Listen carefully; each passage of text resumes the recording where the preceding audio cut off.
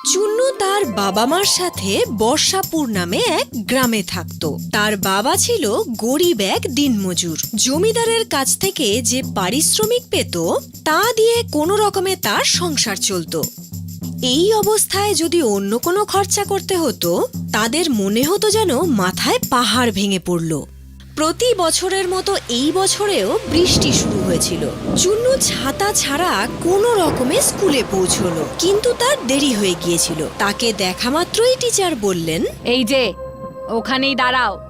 কতবার আমি তোমায় বলেছি বৃষ্টিতে ভিজে এভাবে আসবে না, সঙ্গে ছাতা রাখবে তুমি। টিচার, ওই টিচার ছাতা থাকলে তো নিয়ে আসবে। প্রত্যেক বছর বলে যে পরের বছর ছাতা নিয়ে আসবো, কিন্তু আনতে পারে না। কিপটে কোথাকারের। আচ্ছা, তুমি ছাতা কেন নিয়ে আসো না? টিচার, আমার কাছে ছাতা নেই। তাহলে বাবাকে বলো যেন হাট থেকে কিনে আনে। এই দেখো, এই দেখো, আমার বাবা এই ছাতাটা কিনে দিয়েছে। যেটা বলছি, তোমায় এভাবে ভেজা অবস্থায় আমি ক্লাসে আসতে দিতে পারি না। সমস্ত ক্লাস নোংরা হয়ে যাবে। তুমি বাড়ি ফেরো আর কাল আসবে, নয়তো ওখানে দাঁড়িয়েই শুনতে হবে আমি কি পড়াচ্ছি। আর চুন্নু সারাদিন ওই দরজার কাছে, কখনো জানলার কাছে দাঁড়িয়ে টিচারকে দেখতে লাগলো। উনি কি পড়াচ্ছিলেন শুনছিল। দ্বিতীয় দিন সে ভাবলো বৃষ্টি শুরু হওয়ার আগেই সে স্কুলে পৌঁছে যাবে, কিন্তু যেই না সে বাড়ির থেকে বেরোলো হঠাৎ বৃষ্টি শুরু হলো।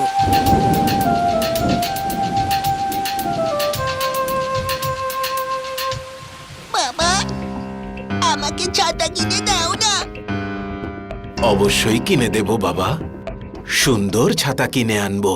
প্রতি বছর তুমি এই কথাই বলো। তারপর আমার ছেলে সারা বছর বৃষ্টিতে ভিজে স্কুলে যায়, পড়াশোনা করে, তার পরের বছরও সেই একই সমস্যা। কি করব ফুলবতী, সারা বছরই তো পরিশ্রম করি, কিন্তু তাতে যা উপার্জন হয় তাতে দুবেলা খাবার জুটিয়ে আর কিছু কেনার মতো ক্ষমতা থাকে না। ক্ষমা করে দিস চুন্নু বাবা, আমি তোর জন্য একটা ছাতা পর্যন্ত কিনে আনতে পারছি না। কষ্ট পেও না বাবা, আমি যেতে পারবো। আরে কি করে তুই যাবি? বৃষ্টি হচ্ছে। মা, আমি গাছের তলা দিয়ে নিজেকে বাঁচিয়ে স্কুলে ঠিক পৌঁছে যাব। বাই মা, বাই বাবা। আরে কিন্তু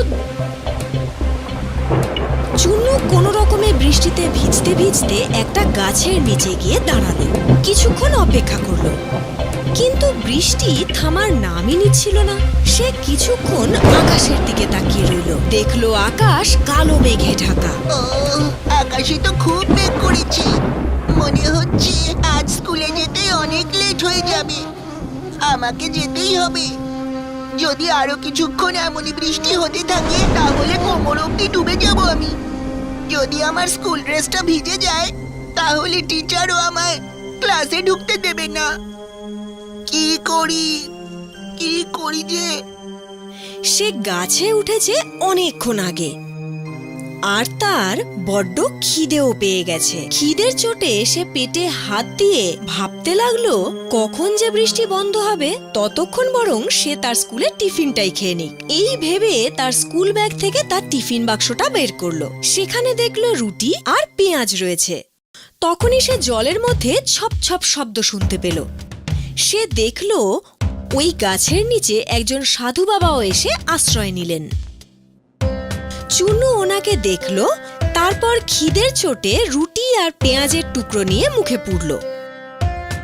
সাধু বাবা তাকে খেতে দেখল।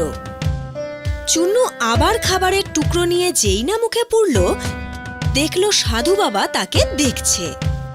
ও তৃতীয়বার যখন আবার খাবার মুখে পুরল, সাধু তখনও তাকে দেখছিল। সাধু তার দিকে তাকিয়ে আছে এই দেখে চুন্নু তাকে বলল, বাবা, খাবেন? সাধু বাবাকে কিছু খাওয়ালে তোমার কল্যাণ হবে পুত্র। আজ সারাদিন বৃষ্টির কারণে কোনো ভিক্ষা জোটেনি। অল্প কিছু কেন খাওয়াবো? আপনি দুটো রুটি খেতে পারেন, কিন্তু রুটির সঙ্গে কোনো সবজি নেই, শুধু দুটো টুকরো পেঁয়াজ আছে। যখন খুব খিদে পায় তখন যে কোনো খাবারই অমৃত মনে হয় পুত্র। এই নিন। কিন্তু তুমি এই গাছের ডালে কেন বসে আছো বাবা? স্কুলে যাচ্ছিলাম বাবা, কিন্তু বৃষ্টি জোরে পড়ছিল। গাছের এই ঘন পাতার মাঝে বাঁচার জন্য এখানে বসে পড়লাম। ছাতা নেই তোমার কাছে? না বাবা, বাবাকে বলেছি কিনে দিতে। উনি বললেন যে আমায় উনি কিনে দেবেন। এই নাও বাবা, আমার কাছে একটা ছাতা আছে, তুমি রাখো এটা। আরে এ কি বাবা, ছাতা থাকতেও যে আপনি বৃষ্টিতে ভিজে ভিজে যাচ্ছেন। আমাদের সাধুদের ছাতার কি প্রয়োজন? আমরা সাধুরা ছাতা নিয়ে কি করব?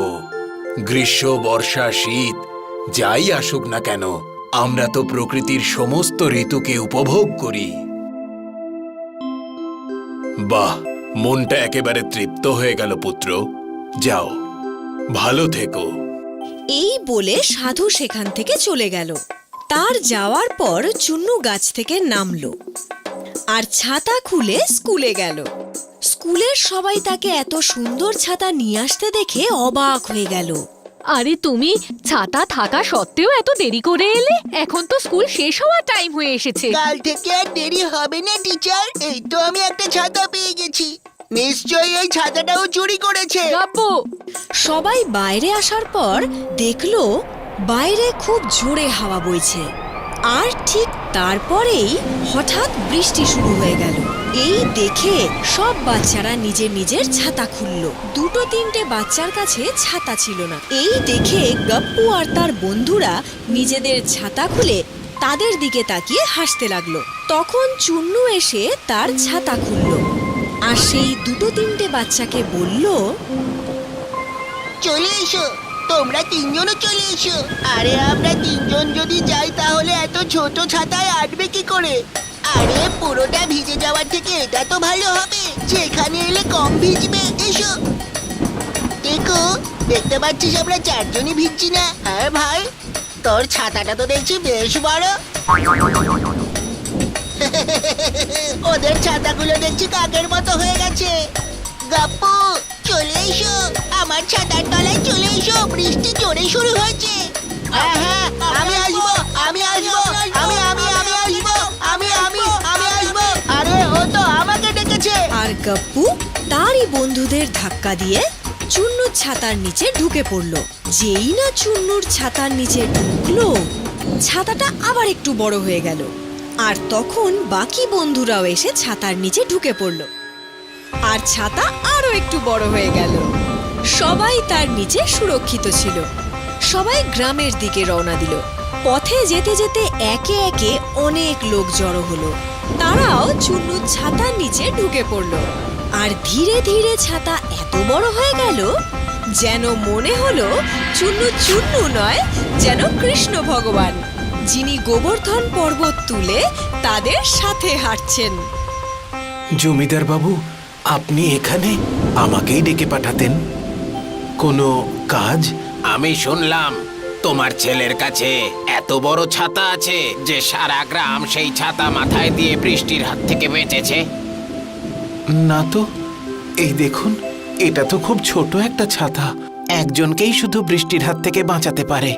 সেটা কি করে হতে পারে? আমি তো নিজের চোখেই সবটা দেখেছি। দেখলেন তো কত ছোট একটা ছাতা? কিন্তু আমি তো দেখেছিলাম। আরে জমিদার বাবু, আমাদেরও বেজার থেকে বাঁচান। আরে, এই ছাতাটা তো বড় হয়ে গেল।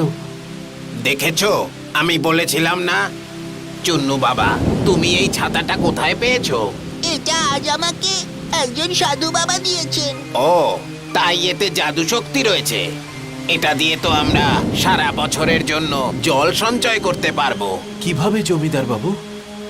এর নিচে যত মানুষ এসে জড়ো হবে, ছাতা ততই বড় হতে থাকবে। আমরা আমাদের গ্রাম আর নদীর মাঝখানে চুন্নুকে এই ছাতা নিয়ে দাঁড় করিয়ে দেব। তারপর এর নিচে চুন্নুর একদিকে জলাশয় পর্যন্ত, অন্যদিকে নদী পর্যন্ত গ্রামবাসীদের দাঁড় করিয়ে দেব। তাদেরকে বৃষ্টি থেকে বাঁচানোর জন্য ছাতা নদী থেকে জলাশয় পর্যন্ত বড় হয়ে যাবে। তাহলে যত বৃষ্টির জল সব ওই জলাশয় আর নদীতে গিয়ে পড়বে। সারা বছরের জলের সমস্যা এভাবেই মিটে যাবে। আর চুন্নু সেটাই করলো যেমনটা জমিদার বলেছিল। আর সত্যি সত্যি বৃষ্টির জল ছাতার মধ্যে দিয়ে গড়িয়ে একদিকে পুকুর অন্যদিকে নদীতে পড়ল। আর এই ঘটনা রোজ ঘটতো। যখনই বৃষ্টি হতো নদী আর পুকুরই শুধু ভরতো না, সেই জমিগুলোকেও বৃষ্টির জল থেকে বাঁচানো যেত যেগুলো বেশি বৃষ্টির জলের ফলে ক্ষতি হতে পারে। এরপর সমস্ত গ্রামবাসীরা চুন্নুর প্রশংসা করতে লাগলো। বাবা, কত বছর ধরে তুই একটা ছাতার জন্য কষ্ট পেয়েছিস, এখন দেখ তুই এমন ছাতা পেয়েছিস যা শুধু তোকেই নয় পুরো গ্রামকে রক্ষা করছে। আমাদের স্কুলে পড়ানো হয়েছিল বাবা, যে সব ভালো যার তার শেষটাও ভালো।